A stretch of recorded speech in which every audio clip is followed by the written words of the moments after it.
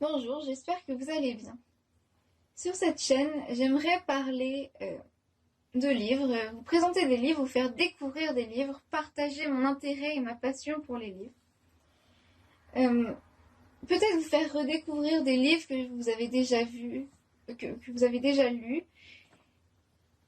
et pour lesquels vous aimeriez avoir d'autres avis que le vôtre. Donc c'est ce que vous pourrez retrouver sur cette chaîne. J'espère que ce concept vous plaira et que vous trouverez des livres qui vous intéressent. Alors, dans cette première vidéo, je vais vous parler d'un livre. Il s'agit de 10 jours avant la fin du monde de Manon Fargeton, publié aux éditions Gallimard Jeunesse. Je vais vous lire la 4e de couverture pour que vous puissiez savoir de quoi ça parle. 2 lignes d'explosion ravagent la Terre. Nul n'en connaît l'origine, mais quand elles se rejoindront au large de notre côte atlantique, le monde sera détruit.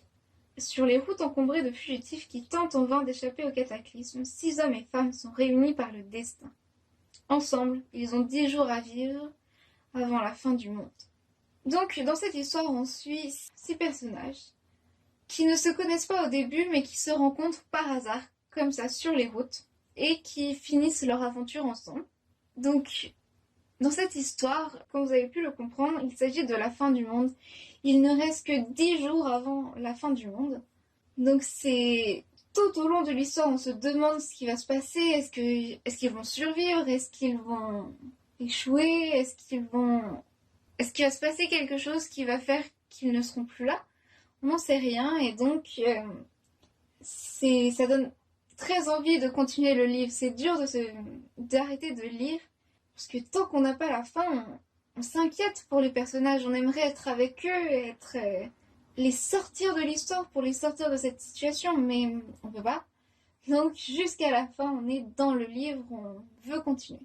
Et ça, j'ai trouvé ça très agréable, parce que c'était facile à lire, c'était intéressant, c'était très bien écrit, parce que la façon d'écrire de l'auteur fait que c'est très facile à lire, c'est très bien écrit. On comprend bien les personnages, ce qu'ils ressentent et pourquoi ils font telle ou telle action. Donc c'est vraiment sympa à lire. Et je peux vous dire, quand on rentre dans cette histoire, on peut la lire très vite, comme je l'ai dit plus tôt, et je l'ai lu en une semaine.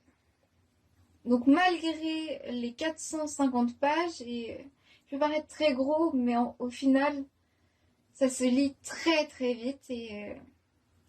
Bon, le seul inconvénient, c'est qu'on s'attache vraiment au personnage. Je ne sais pas si c'est vraiment un inconvénient, mais c'est bien.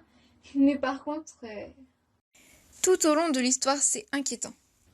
Par contre, la fin suscite des émotions contradictoires. Mais je ne vous en dis pas plus, vous le découvrez si vous décidez de le lire. Ou voilà. Donc j'espère que cette vidéo vous aura plu et que je vous aurai donné envie de lire ce livre.